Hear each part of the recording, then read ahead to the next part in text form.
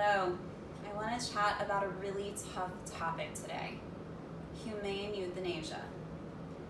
Euthanasia is one of those things that, as pet owners, almost all of us are going to have to deal with at some point, but none of us want to.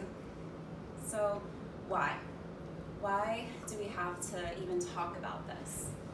So, the majority of us really hope that our pet is going to just pass gracefully and peacefully in their sleep one night, and the day before maybe they just had a slow day, but they weren't suffering, they weren't in pain.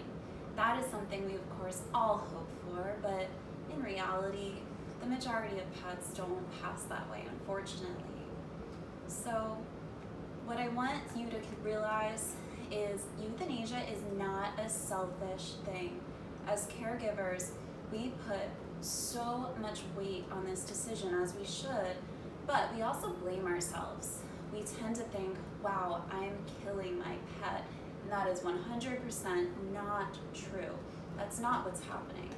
You as the caregiver need to remember that if that pet, if your kid could talk to you, what would they want for themselves?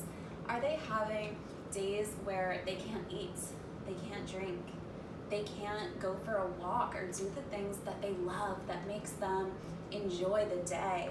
Are they going through life in significant pain and only getting worse? There's no end in sight, there's no relief. Those are all factors that first you should talk to your veterinarian about and see, are there ways to increase their appetite? Are there ways to improve their pain level? And see, are there medications or physical therapy, acupuncture? A lot of different things are out there to try to improve their quality of life. But if you've gone through those steps and it's just not possible, then it's a very reasonable and very kind decision to make. So, getting prepared for this big decision. Number one, all of the family should be involved. Everyone should be aware of what's going to happen so that no one is faced with that horrible feeling of being out of the loop and not realizing that they didn't get to say their final goodbyes.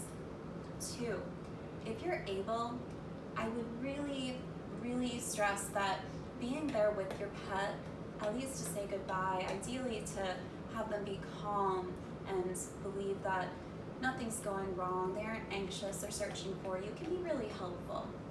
What is the process? First, they're going to have an IV catheter placed, so that would be in one of their limbs, and then usually 2 different medications are given.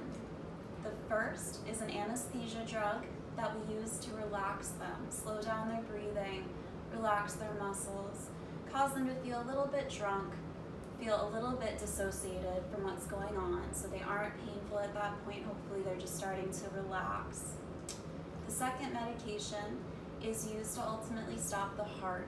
So it's not painful. These are drugs like we're going to anesthesia for surgery, but we're purposely overdosing them. And so the heart stops beating, blood stops pumping, and so oxygen to the brain and elsewhere is stopped. This is something that is very calm, peaceful, and a graceful way for your pet to pass with dignity, to not suffer, not be in agony, and ideally be right with you, in your loved one's arms. This is something that 100%, if it is against your religion or personal beliefs, that you need to discuss with your family and come to potentially a different decision. But for the majority of pet owners, as hard as it can be, it is sometimes the best choice and the best treatment plan for your pet.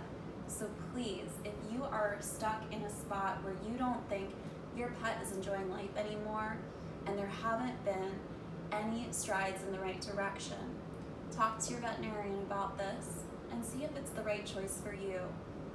Thank you.